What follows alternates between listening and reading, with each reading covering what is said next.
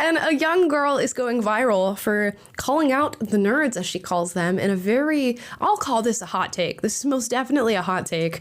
We're going to react to it. This has gripped people on X, and they've all had a contrarian opinion. Some are supporting her. Let's hear it from her and see if we can decipher it. So all those nerds in high school, like the weird theater kids and the anime people and you know who I'm talking about, the people we didn't hang out with. So they've grown up now, and they're the ones making the laws. They're the Mark Zuckerbergs. They're the Faucis of the world, of fucking nerds. Those fucking dorks that never got laid in high school, and they got a major chip on their shoulder against the normies. That's why you see all these fat ass fucks making laws. Oh, you can be obese and anorexic. Okay, sure. They're the ones inventing clown world. They're the ones in media. They're the actors. You wonder why actors are so politically leftist? Oh, right. It's because they're loser theater kids. They're the theater kids who grew up, and now they're telling me and you what to think. They're telling me and you what to do, and they're making the laws in this country. Well, it's time to stand the fuck up and stop being scared. Like, why are we scared of these people? They were massive losers in high school, and they're massive losers today. It's time to put the motherfucking nerds back in their place, stand the fuck up, and speak. Okay. It's giving Walmart HRH collection. It's giving Kmart Alex Pierce. But anyways, let's try to see through the anger and the mean girl energy that we just experienced, which let me go ahead and point that out. There was a lot of mean girl energy. If you're going to call out people for being nerds who need to be bullied and need to be ignored, and they were nerds in high school and theater kids and they loved anime, as she says it, we need to call out the peaked in high school energy that is so ever present in this video. So that put aside, I do think there is something to be said for people that were largely undervalued during their developmental years and maybe went through hard times in middle school and high school and didn't quite peak or recognize that they had something to offer the world until they got into adulthood. And funnily enough, my boyfriend actually brought this up to me a long time ago when we first started dating. And he used to say, obviously in a joking sort of way, but there's more like a philosophical thought behind it, never trust a nerd. And when asked why he would say something like that, it's because of that undervalue that they experienced in their developmental ages. And, you know, as they get older and they realize they do have something to offer, and not only do they have something to offer, but it can gain them power, the connection between like humanity and compassion and love for, you know, those around you might not be as connected as it should be. Now, her solution to this is like, keep bullying them, keep ignoring them, just like we did in high school. They're theater kids and they like anime and blah, blah, blah. My thing would be, you know, in that equation, if her equation is correct, I think there's a ton of other factors that lead to the Bill Gates of the world, the Faucis of the world, the Bezos of the world.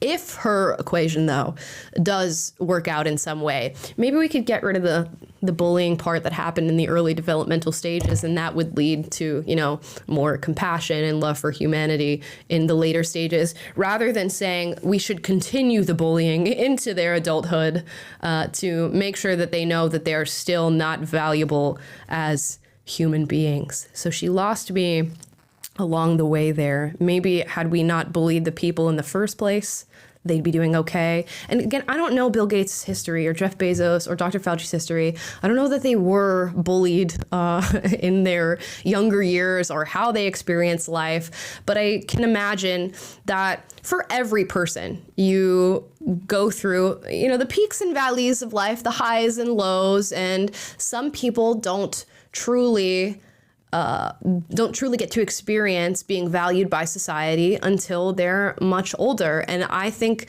that can hurt in a lot of ways. If you go through the most pivotal developmental years of your life not being valued, not without people being nice to you, without people acknowledging you or wanting to build community with you or friend groups with you, it can be tough to suddenly have value as an adult and know how to communicate properly and build those friendships, or to even want those friendships at the end of the day. And maybe there is something to be said for the nerds, you know, rising up in adulthood and creating said problems. I don't know, though. It's hard to tell. It'd be hard to know whether or not that's actually true.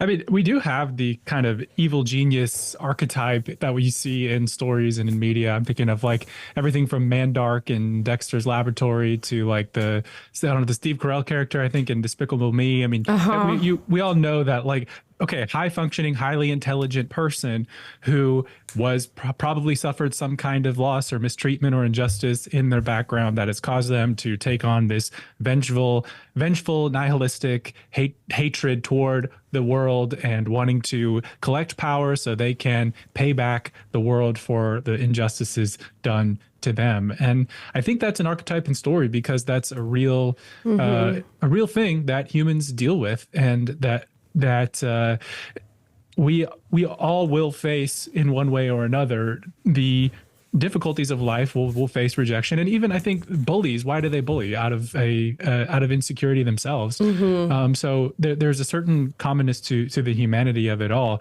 But the temptation that we all also face is: do we integrate our experiences and come out without becoming nihilistic and without becoming vengeful, and recognizing that we're all imperfect, flawed humans that have the propensity to hurt one another, have the propensity to do bad things and be bad, and yet you can't allow that to corrupt you and make you become bitter at life and everything, because if you do, then you do follow that evil genius archetype and use whatever your abilities are to not to make the world a better place, not to move past what is common to all humanity in our shortcomings, and step up higher to what is better and what is transcendent and good and can benefit more people.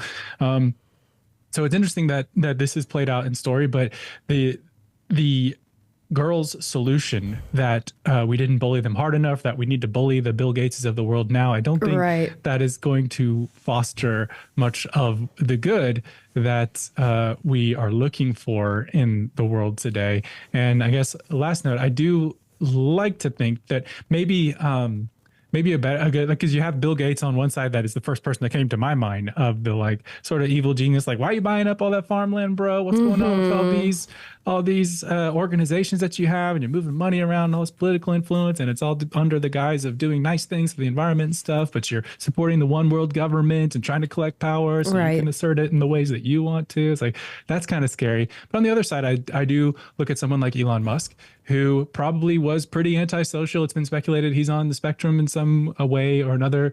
And yet he seems to be obsessed with advancing the cause of humanity. He seems to be very committed to free speech. He's developing this technologies and making cars like Teslas and trying to do like the Henry Ford thing of making them accessible to everyday people financially. So obviously I know we've had our qualms with Elon Musk in certain areas. We do. I was just about to say. Yeah, I know. But point being, like, there are two paths you can take down. And I think that giving credence to the idea that we need to double down on bullying is not going to lead to the flourishing that we all want to take a part of. Right. On the case of Elon, it's a healthier path, I guess, like almost objectively, depending on what your values are. But it's still a power path, like this whole, I'm going to just buy up Twitter because it's not going the way that I want, or I'm going to, the getting 8 women pregnant or whatever, how many women he's gotten pregnant, he says is for society or whatever. But it also could be I was once somebody who couldn't get women, and look at me now, I have 10 billion children and I have to Zoom call them in order to have them all in one room.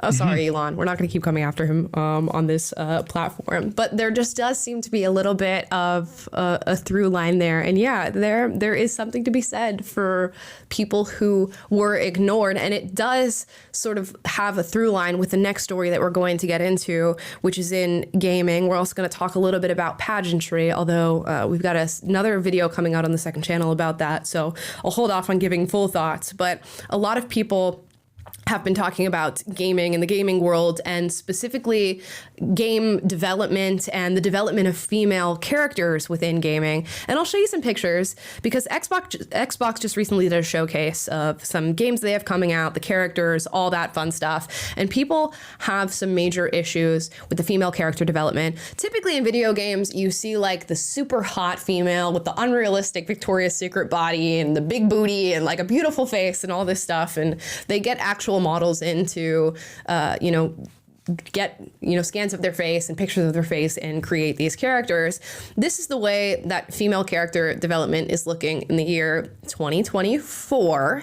And people are sort of hypothesizing that what's happening is that these game developers no longer care about beauty, what they believe to be an objective beauty standard, and they're sort of showcasing women in this way as an FU to men, as an FU to people who play these games, and to sort of shift and alter our reality as far as what feminine beauty means. Now, of course, they've gotten a lot of pushback for this idea, and a lot of women, and particularly feminists, have said, well, why do women need to be beautiful in the first place? It's not all about our beauty. You're minimizing us down to something that is superficial. But come on now. We all know that beauty exists. We all know when we see something beautiful, it can be a remarkable thing, and that also happens in humans and their faces. And there does seem to be a little bit of a movement within games, and it could be a subconscious movement to sort of erase female beauty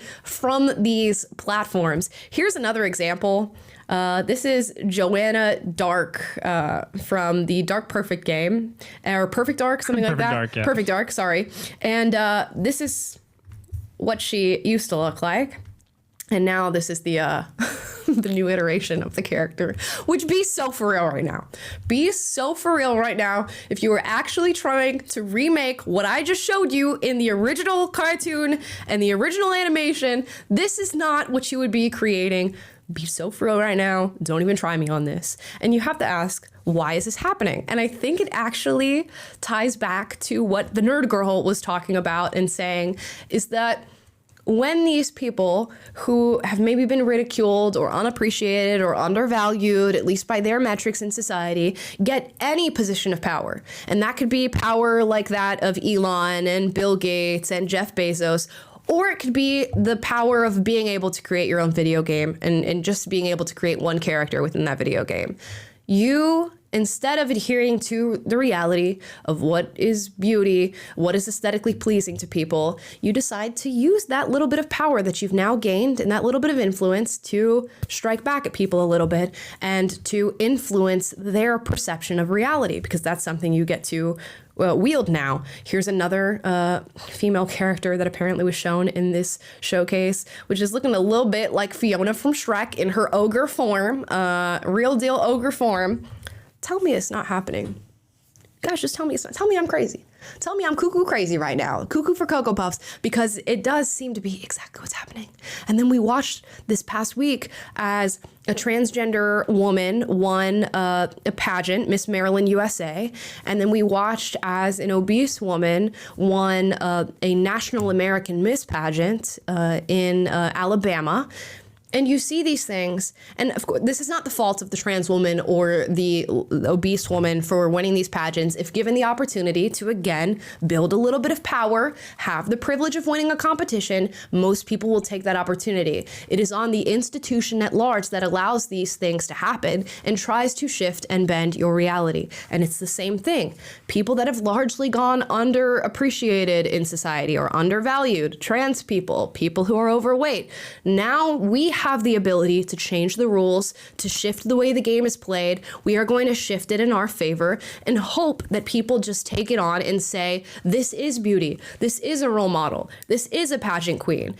And as harsh as it can be to call it out and say, no, these things aren't true, somebody's got to do it. Somebody's got to say it. Because right now, what they're banking on is the idea that we all just collectively believe the lie and allow it to be ushered into the world without saying things about it. Or even worse than that, we change our minds and say, this is our new reality. This is beautiful. That is actually feminine beauty in these video games. When in reality,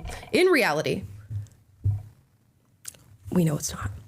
We know this is the people who didn't have power, who suddenly have power, using their power to alter your reality. And I get it. It's a video game. Boo-hoo, cry. We're in the first world and we're playing video games in our free time. And this is our leisurely activity. But I just have to show you that this ideology is infiltrating everywhere, all the time, at the greater level of the Bill Gates and the Bezos and at the lower level of your video games and pageants.